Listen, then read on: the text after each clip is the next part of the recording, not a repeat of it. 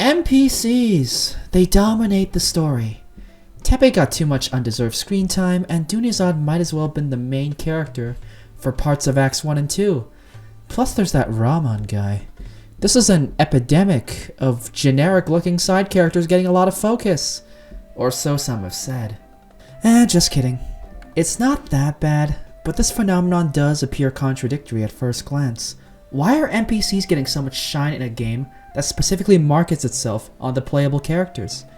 It's a question I think worth answering, especially for a game with so much dedicated fanbases on individual non-NPC characters. I think I'm more so answering this question for myself than for anyone watching, to be honest. It's like answering an essay question, but hey, it might be entertaining for you, so let's begin. Before I get into anything, I refer NPCs to the specific, generically designed characters in Genshin Impact. Not every literal unplayable character like Signora, Greater Lord Rukkhadevata, and especially not presently unplayable characters like Alhaitham.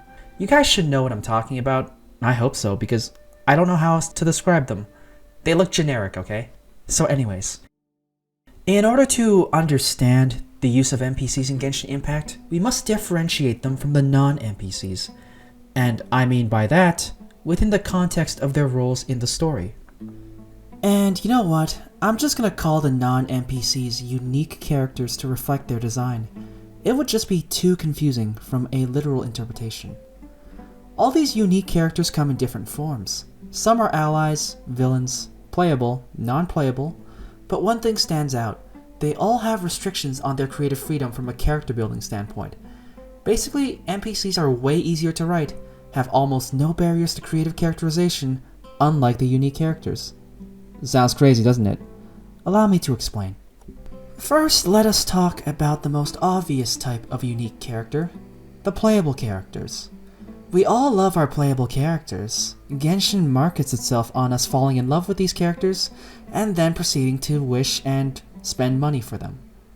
You might have already heard about the ways in which they are restricted. They can't die unless something big happens. They have to be friendly to the traveler to some degree. It's questionable to implement playable villains without being redeemed. These are just a few of many ways playable characters are restricted in terms of story writing that you might already be familiar with. Not only are they restricted this way, their personalities are also pretty set in stone because of their voiceovers.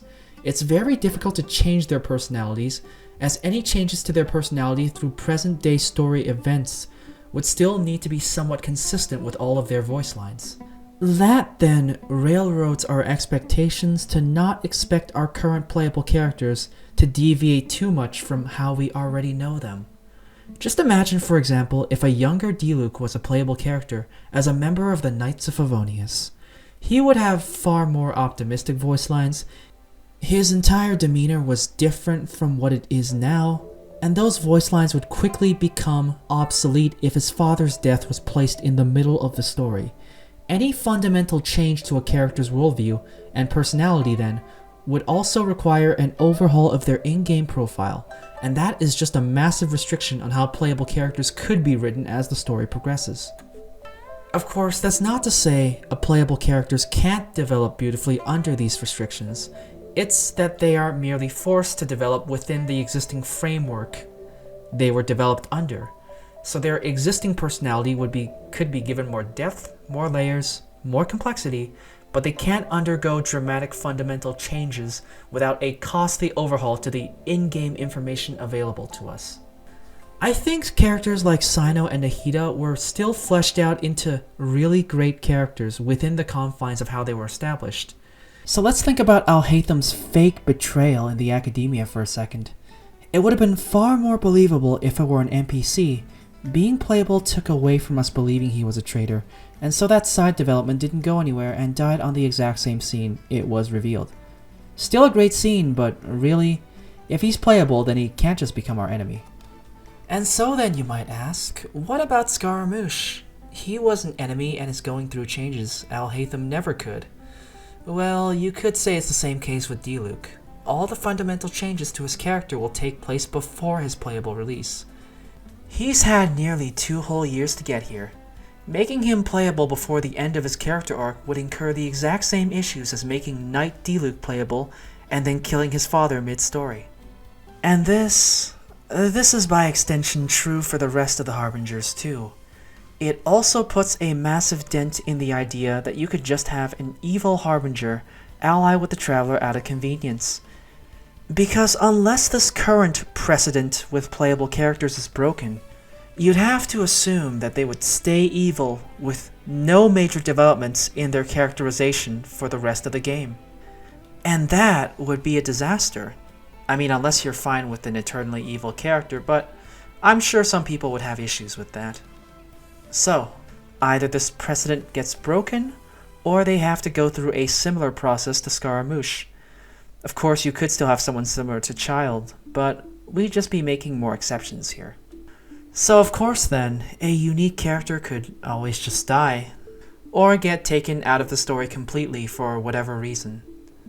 But that in itself is also another restriction, as writers need to come up with an excuse to prevent them from becoming playable.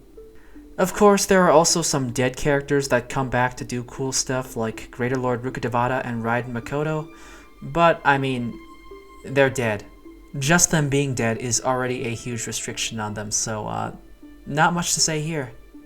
Now though, with all of that said, there is one major exception. Dainsleif. He is unique, already confirmed to be playable, and has the most creative possibilities out of anyone right now. There is legitimate reason to justify him not being playable so soon. Unlike the regional characters who only have their own Archon quests, or to a lesser extent their own individual story quests, to develop into a final product.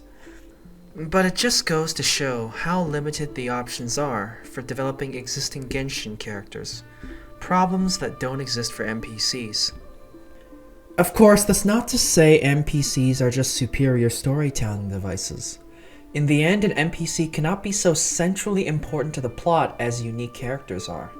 They end up consisting of the smaller narratives of the story because they're able to develop quickly and convincingly, like what we saw in Sumeru with Sataria, Raman, and others. It's incredibly easy for the writers to create an NPC to be whatever they like, have them go through all sorts of stages and emotions, and then finish their character arcs in a satisfying way despite a short time window. With this formula, one may often feel like the NPCs are the main character. Venti's story quest was mostly about fake Stanley resolving his identity crisis, Zhongli's quest was about Azdaha's suffering, and Ito's quest was about Takuya's inner conflict, to name a few examples.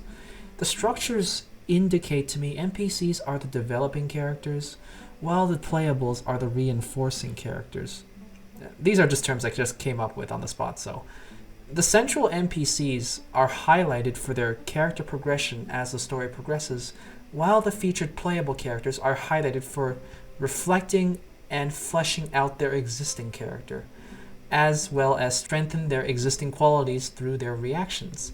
It's unsuitable for playable characters to change so quickly, so they will need far longer story arcs with bigger build-up that isn't always available. Conversely speaking, there's very few NPC characters that can hold story relevance across multiple main story quests. Putting world quest NPCs like Kazari or Rana aside, they rarely retain the story focus across multiple story arcs. If they do somehow make it, they'll likely just be side characters. Flexible short-term character development is what they excel at, and it will continue to be used as the main tool of world building for smaller scale stories weaved into the greater narrative. Of course, all of these character dynamics are a result of the gacha-based gaming structure of Genshin itself. There'd be far less reason to distinguish between NPCs or unique characters if it were, say, a manga. And the characters' development would only be limited to how they're designed by the writers. If you asked me about this arrangement in Inazuma, I would be really worried that the game format was affecting the quality of the story. I think we all have some feelings about Teppei, for example. But in Sumeru, they managed to utilize both character types to their strengths and create a great story with great characters all around regardless. I think I'll continue to monitor future story material for Genshin to see if anything changes, but things look good so far. But yeah, this is all I have to say. This is a speculative explanation for why things are the way they are, so it could easily change in the future. There are also new ways to write characters that I haven't foreseen that could change the equation. Honestly, someone probably has a better take on this than me. I'm open to suggestions. But yeah, that's it. I'm gonna make more speculative videos like this, so look forward to it. See y'all next time.